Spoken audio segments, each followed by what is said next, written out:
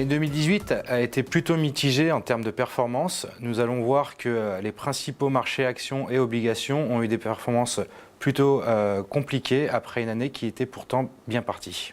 Comme nous pouvons le voir sur cet histogramme, la plupart des classes d'actifs ont eu un rendement négatif sur l'année 2018, avec surtout les actions qui ont le plus pâti de cet environnement.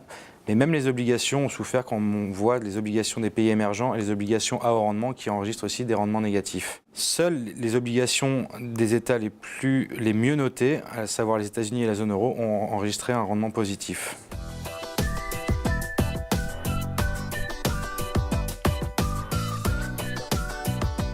Il faut savoir que les investisseurs ont commencé à prendre en compte tous les risques qui avaient été jusqu'alors ignorés, notamment depuis que Donald Trump a décidé de mener la guerre commerciale à la Chine en imposant des droits de douane sur les importations chinoises. Ajoutez à cela la remontée des risques politiques en Europe entre l'Italie et l'impasse sur le Brexit, mais également la révision à la baisse de la croissance mondiale par le FMI et le CDE. Tous ces éléments ont entraîné une baisse de confiance des investisseurs et des prises de bénéfices.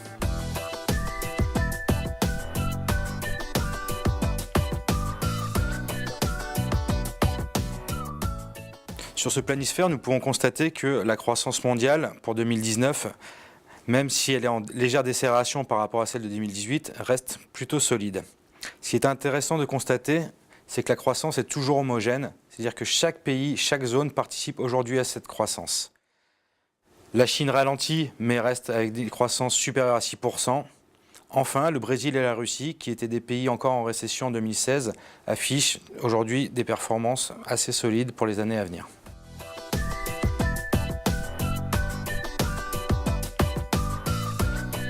Que faut-il attendre des banques centrales pour l'année 2019 ? La Fed devrait procéder à 2 nouvelles hausses de taux après en avoir effectué 4 en 2018 et devrait mettre fin à son cycle de resserrement monétaire. Son président, Jérôme Powell, devrait être de plus en plus accommodant dans la mesure où il se dit plus dépendant de la situation économique du pays, donc il se veut plus flexible. Du côté de la Banque centrale européenne, celle-ci devrait remonter ses taux pour la première fois au cours de l'été. Un nouveau président sera également nommé au mois d'octobre.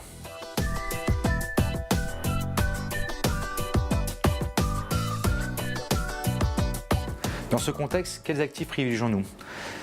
Nous préférons les actions aux obligations dans la mesure où les obligations d'État et d'entreprises les mieux notées ne rapportent plus grand-chose. Les actions bénéficient après la correction du dernier trimestre de valorisation attractive et les perspectives de croissance des bénéfices pour l'année prochaine restent solides comme nous allons le voir.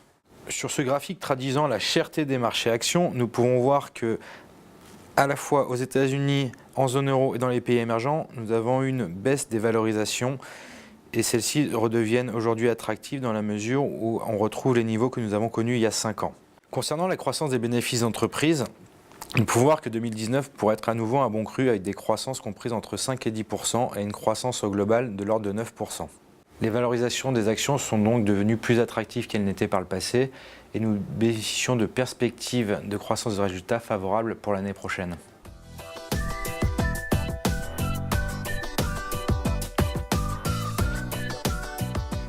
Quelles sont les zones à privilégier ? Pour 2019, nous privilégions à nouveau les actions européennes dans la mesure où celles-ci nous paraissent moins chères que les actions américaines ou que les actions des pays émergents.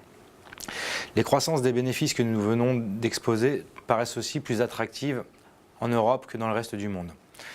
Néanmoins, nous privilégions aussi les États-Unis dans la mesure où la baisse que nous avons connue au dernier trimestre de l'année 2018 les rend beaucoup moins chères qu'elles n'étaient par le passé et constituent aujourd'hui des points d'entrée plutôt attractifs.